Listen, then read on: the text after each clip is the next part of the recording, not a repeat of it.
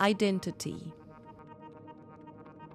The question of an engagement with identity is one which all artists grapple with at some points, and in different ways. There are many works in this exhibition which either directly or indirectly tackle identity. In essay style, the artists Jean Meeran and Sarah Ping Nee Jones lay out a South African-style genealogy. They document different style tribes that exist in the country and how they use the way they dress to give signs about who they are, their identities.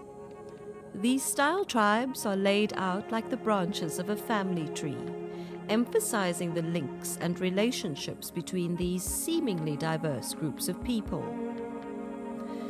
South Africans are shown in everyday poses going out about their day-to-day life, and are photographed in the course of the artist's day-to-day life, also reflecting the places and spaces that they visit and occupy. Araminta de Clermont picks out 4 specific individuals in her portraits of young men.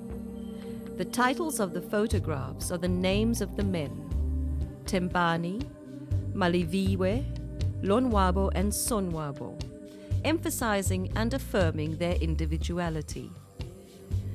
They look at the viewer directly and with a calm sense of dignity. Their way of dressing, wearing hats, jackets, formal shoes and pants, signal that they have just undergone initiation and have transformed their identity from being boys to being adults. In this case, they signal very particularly that they have undergone the Xhosa initiation rites. These portraits are from a larger body of work which de Clermont has worked on, showing people who have been through initiation rituals of different sorts.